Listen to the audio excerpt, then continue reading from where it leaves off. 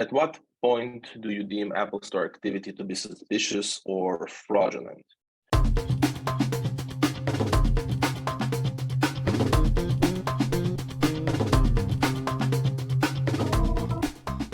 That's a great question. I really like that one when we review the questions from the audience, and I decided to address that during this session. So, and it's not only Apple Store. I think in general, you have those big brands that attract many customers, but they also attract many fraudsters.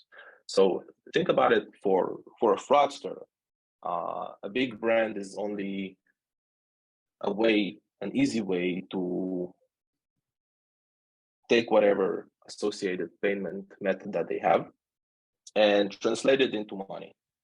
And when do I deem Apple Store or any other store, for example, to be suspicious? It's really around understanding how your users use your ecosystem, how your users use your product, how your users make transactions using the tools you provide to them. For example, if you have a big customer base, let's say around the New York metropolitan area, right? Then you can analyze and see how your users buy in those big brands and big chains and how they really interact. So for example, if you have users who buying at Apple Store during certain days, certain times, during certain volumes. So for example, maybe a user will buy, they will buy a MacBook once a year, they will buy, an iPhone once a year, but you'll probably don't see that happen over and over again. Then you see, okay, what is the criminal associated activity, what organized crime is operating in that metropolitan area. So if you understand that, for example, you have a lot of organized crime in those areas, it will make sense for those for those fraudsters to operate in the stores. And this is where pretty much customer segmentation comes in place. If you have a brand new user who just onboarded your platform, and the first thing they do is fund their account and pretty much go and use the money that they just funded in Apple Store, that's probably a red flag. Because if you think about it and you know your customer base, you know how they behave, chances are it's not like you just open a bank account, you fund it, and the first thing you do is you go buy yourself a new MacBook or you buy yourself a new iPhone. So really, I think most fraud today that associated with those stores coming from new accounts. So I would suggest have a good strategy around new account, and basically, customers who are less tenured, then you're less familiar with them and you less understand how they behave.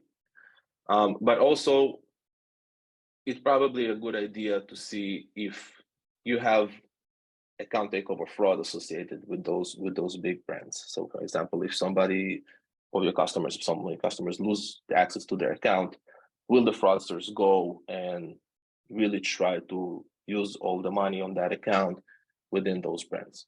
So associating a non-monetary activity of, let's say, the password was just changed, or you got access from a brand new device that you're not familiar with, and then you see an associated transaction. Basically, you can have a rule that will look for the sequence of those events and flag it to you. So basically understanding, I think the key is understanding how your customers behave and understanding whether or not you have an active organized crime operating in those areas is the key to success in flagging potentially fraudulent Apple Store transactions. And I think Connor can demo us a rule how to flag a transaction with Apple Store.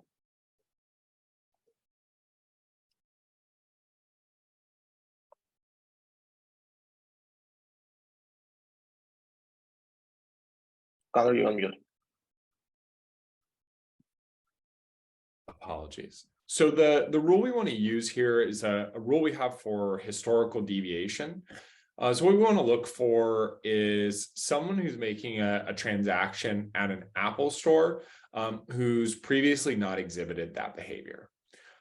So maybe we'll say we want to look for all entities where the count of transactions, where the merchant name is equal to Apple. And going back to one of Alex's earlier comments, maybe we want to add something like a location filter where we look for transactions happening in postal codes that we know to be high risk. And then we're going to look for activity in the last day compared to, let's say the last 90 days, and look for a comparison where the difference is greater than a count of 1.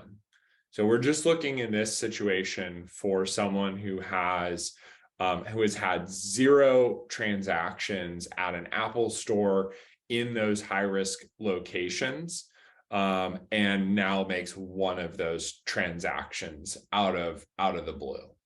And we could even do some additional filtering if you wanted to. Maybe we drop this down to 30, and we say, we want to do this on recently registered users. So we'd say we want to look at users who registered less than 30 days ago, and now are making their first transaction at an Apple store.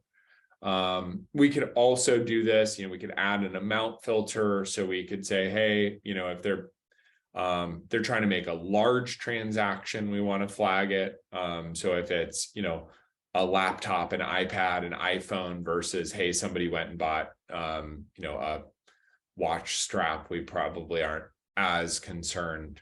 But really powerful, all of the ways that you can filter this down to look for suspicious purchases. Yep, totally makes sense, and thank you for demoing that.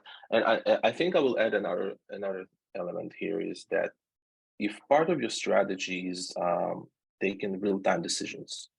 So for example, if you created that rule and you decided, okay, this is something we probably want to decline, I think it's also important to really have a good internal policy on what do you do right after the decline, right? So whether you automatically send a text message to the customer to verify whether or not they make the transaction, if you actually get the response from the customer, you need to have another rule that will white label this customer so they can go ahead and read the transaction again and really make sure that the purchase goes as planned for the customers who actually try to make a purchase.